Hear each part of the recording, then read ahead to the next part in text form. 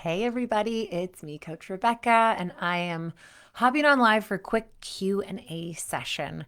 So we have just started a team program recently, which I am so excited about. I have been doing, live teamwork with local gyms for years and years, and we've just started basically translating that into a virtual offering. So, for just a few dollars a month for athletes, we're able to bring in weekly mental training challenges, mental training lesson plans, support for coaches, monthly live group sessions where the team is learning things like awareness, confidence, focus, and motivation. Team building. They're having experiential learning that's going to really change the way they think. It's going to increase their self-love. It's going to increase their confidence. You're going to have these happy teams that are working well together. So I'm super excited about it. And I just got a question from one of the coaches that we work with who was like, urgent crisis. My athlete is trying to work through her mental blocks. They said they've got two athletes. Most of the team is just thriving. They're turning around their negative thoughts. They're really starting to feel like they've got these mental tools. There's less tears, especially after setbacks. The kids are getting more resilient, but they've got these couple of kids who are struggling with mental blocks. And so they went through the first challenge that is all about, jump starting confidence, getting kids moving through their fear. And she's like, okay, so we know how to do this, but how do I get her doing her skills this weekend? Like, do you have a worksheet? Do you have something that's like, here's how you get yourself to do your skills this weekend?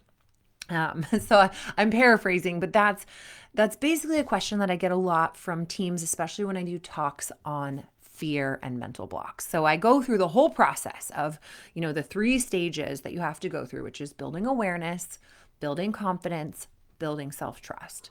And those three phases are all critical. And when you first start working on a mental block, a lot of the time we'll have comments in the Perform Happy Parents Facebook group that are like, will she ever get unstuck? And I'm like, how long have you been at this? They're like, 3 weeks. I'm like, oh goodness. Like, yes, of course. It takes some time though. And so we typically start our elite members at a 3-month minimum membership because it takes a minimum of 3 months to get things moving. And there's a reason for this. There are other coaches out there, other mental coaches who are like, I will teach you how to push through fear. And I'm like, no, it's not about pushing through fear. That's actually what's causing the problem, is that tendency to go, we need a quick fix. We have to push through this fear because we have a meet this weekend and we don't want her to be embarrassed. So this is all very well intentioned, very well intentioned. So I teach these groups. Here's how you break through fear. You go through these three phases. The awareness phase, there's a lot of discomfort. They're starting to look at like, oh, this way that I've been operating, the way that I've been coached, the way that we've been addressing this is completely backwards because it's all been about the skill. And you have to get the skill and you have to push the skill and you got to get it quick because it's like the deadline and the time is ticking. We're actually, no, we want you to be able to follow your brain's lead because your brain is in charge. Whether you like it or not, your brain will either let you do the skill or it will not let you do the skill. So if you haven't built a foundation of safety, emotional, physical, mental safety, through that awareness phase, you're not going to be able to build the lasting confidence. So you may have those, summer camp superpowers where you can't do your skill, then you go to camp and you're like, what? I can do it. This is amazing. Or you might even go to a meet and be able to throw that skill. I have heard that time and time again because the desire in those scenarios is so high that sometimes kids are willing to push through the fear. But then they get back to practice and eventually the skill goes away again. And then it feels like it's this yo-yo effect because all they've been focusing on is the skill. So if you have built your foundation of awareness and you've gone through the discomfort of starting to realize what you're doing that's not working, starting to adopt a system that is proven hundreds of times over that it will work, then you start to build the confidence. Then after you've really started to fill your confidence piggy bank, you can come to the place where you can fully trust yourself. And that is not a quick fix, but it is a permanent fix. Permanent as long as you maintain.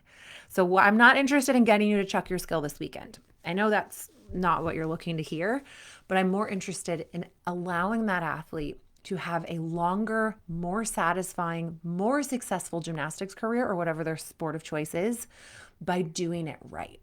So if that means that, if we're keeping the big picture in mind, if that means that your athlete has to scratch an event or has to water down a routine or has to, not feel like their very best self at this first competition, I'm going to tell you it's worth it because we want you to be able to follow the lead of the brain. So there's these 3 pillars to breaking through a mental block, 3 essential ingredients.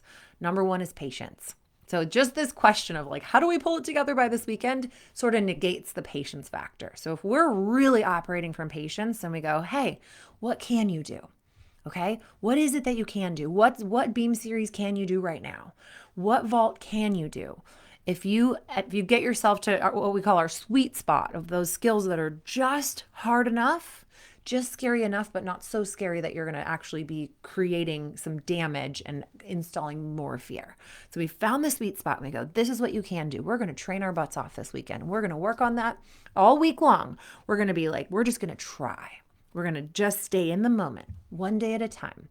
We're going to focus on this progression that you can do well. And I'm going to be so proud of you as the coach. I'm going to be so proud. Hey, you're up to the medium beam. I am so happy for you. This is amazing. Instead of, we only have 2 days. We really got to get this to the high beam. That is not the solution. Then if we get to Saturday, she's still on the medium beam. That's when you make a decision based on the big picture. Okay, are we going to compete it? Or are we not going to compete it? Are we going to do something different? What are we going to do here? What are we going to try? And now this is not about changing routines necessarily because you don't want to give them a plan B. Now this is why it's good to have coach support, right? As you go through, it's very delicate. It's a fine line. Now you don't want to go, okay, we're pulling that series and we're going to give you the easy back out plan. Because then the brain's like, whoo, plan B, I'm all about it. And then they lose their motivation to work plan A. So we want to have, a temporary plan of like, this is what we'll do here, but what do you really want? Do you really want that bigger, better skill that's going to build you toward a more successful beam routine down the road? Or are we going to just be okay with you doing a round off for now? Is that just going to be okay? Whatever you need to do to figure out, okay, what's going to allow this athlete to feel confident, to feel like she's making progress, to feel like she's not going to be embarrassed out there. We can't always control that, of course. But so this is where that communication piece is, right? We talked about patience. Then we've got communication. Talk to the athlete. What would you prefer? Would you like to get out there and do a watered down routine? Would you prefer to scratch? We're not going to push it. We're not going to force it. You will get there and you will get this skill. I believe in you. And we're not going to sacrifice your season over one early season meet. It's just not worth it. So you're giving love and patience and optimism and communication. And that way you're going to build the right foundation to get those skills back in a meaningful and permanent way. So that is my long-winded answer to, well, what about competition season? Well, this is not her last meet. So it's not worth sacrificing the progress you're making with that patience, the optimism, and the communication to just throw a routine together for the weekend.